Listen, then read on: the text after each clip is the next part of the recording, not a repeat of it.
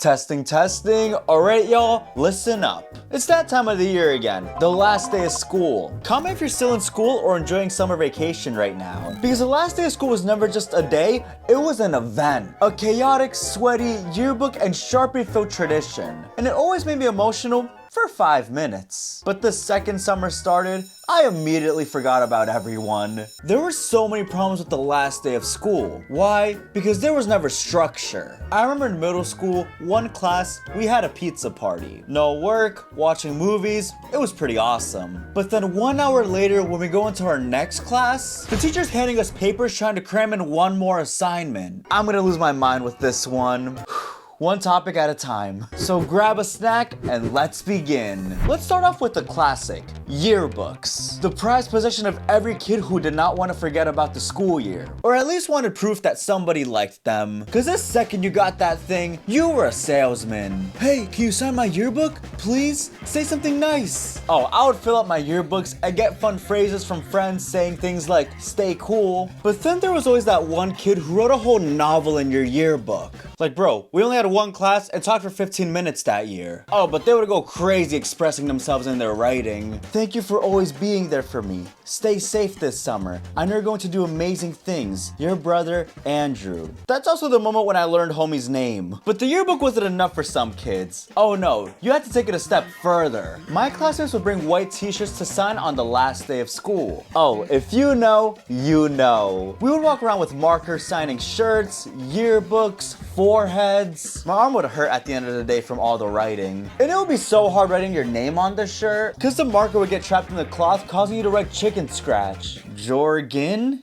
Jorge? Jorge. It's supposed to say Jorge. Right. There was a social pressure too. Like the popular kids, their shirts would be covered in signatures. Full paragraphs, doodles, hearts. Meanwhile, my shirt had 4 names and 2 of them were from teachers. Someone just wrote hi on my shirt. Real confidence booster. But this one year when I got home, I had my shirt filled with signatures. It was a pretty awesome feeling, but after running around and sweating all day, that shirt needed a wash. So I tossed it in the washer with all my other white clothes. And when I tell you that an hour later, I come back to an all rainbow party in that washer. The permanent marker stained all the white clothes and it made this brown mush. And my mom was furious. Yeah, awful start to my summer. Speaking of awful and awkward starts to summer, did you ever make plans with friends for the summer and they all fell through? You know what I'm talking about. It'd be the last day of school. You're talking to your buddies. Yo, we should totally hang out this summer. Yeah, definitely. We exchanged numbers, make fake promises, and never spoke again. It's like we all collectively agreed to lie to each other one last time before parting ways. One year, I remember this kid Brandon telling me, yo Jorge, let's hit up the water park next week. I was like, bet. He even wrote it in my yearbook. I waited the whole summer and nothing. Why? Because Brandon moved. He moved. No call, no text. I didn't find out till the next school year. But hey, maybe we were just emotionally unprepared because the last day of school would hit different. One moment you're joking around and the next moment you're all like, dang, I'm never gonna sit in this classroom with these people again. You start getting all sentimental, even about stuff you hated. Aw, I'm gonna miss the way this desk wobbled. I'm gonna miss how the pencil sharpener never worked. Bro, what? And then someone walks in with pizza and suddenly you're back to forgetting about everyone's existence. But not every classroom was a party zone because the last day of school revealed one of the most important divides in all of education. The fun versus the tryhard teachers. The fun teachers would be chill. They'd be like, it's the last day of school. We're watching a movie. I brought cupcakes. We stand Miss Rodriguez. She gave us pizza, let us use our phones, and even signed our yearbooks with glitter pens. She was a queen. 1 hour later, however, you had Mr. Johnson. Class isn't over. Sit down. We're starting a new unit. Sir, it's June. The AC doesn't work, and half the class isn't even here. My brain's on vacation, and my body is just waiting for dismissal. But Mr. Johnson had the nerve to assign us a quiz on the last day. Like we were gonna be tested on it during summer vacation. Open to chapter 22. Chapter 22? We didn't even finish chapter 14. And I'm still recovering from chapter 12. The classroom is 85 degrees. The windows don't open. Somebody's portable fan is just pushing warm air around. There's that one kid wearing a hoodie hoodie for some reason. You guys know that kid, right? Bro, aren't you hot? I'm good. And 10 minutes before the class ends, just when you think the misery is over, the freaking teacher goes, "Before you go, I need you to help clean the classroom." So now we're unpaid interns, organizing books, cleaning out desks, peeling off stale gum. I didn't sign up for this. It's like working at Walmart, but for free. I remember Mr. Johnson even handed me a bucket of tangled headphones. Can you unravel these? What? They've been fused together. Meanwhile, across the hall, you can hear the chill teachers in another room having a potluck.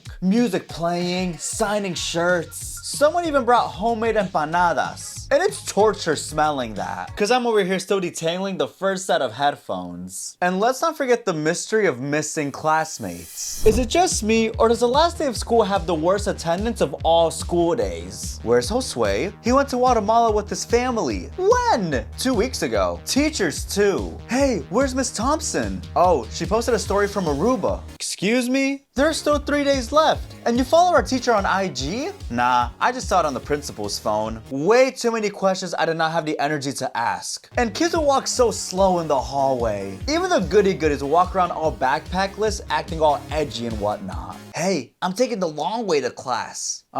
You go do that. It did feel good hopping classes around on the last day though. And speaking of feel good moments, guys, I'm super excited to share that I'll be at VidCon Anaheim next week. And I'm gonna be having a merch booth where I'll be saying hi to each and every single one of you guys. Watch me feel like I'm back at Walmart selling clothes. But it's so much more valuable because it's for you guys. And I'm gonna be signing merch, ladies and gentlemen. It's gonna feel like the last day of school, especially when I sign shirts. But hats, t-shirts, plushies, all of the essentials.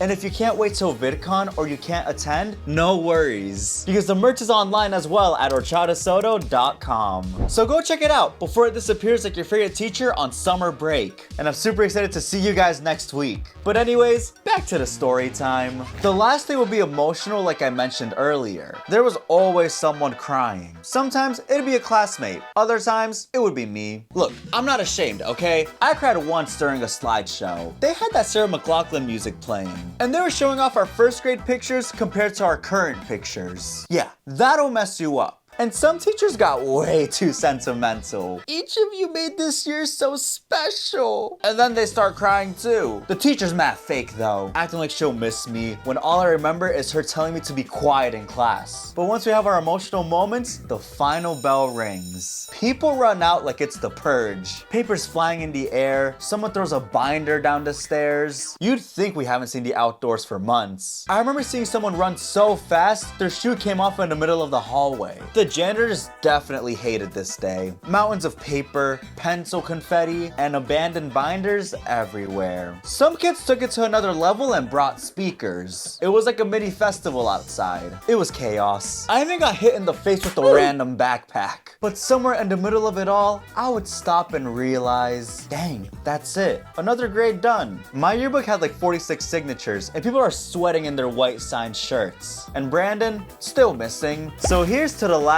day of school. The only day where the school tried to pretend that everything was fine, but all the kids were already mentally checked out. It was the one day where we all agreed, we're done. Physically, spiritually, emotionally, done.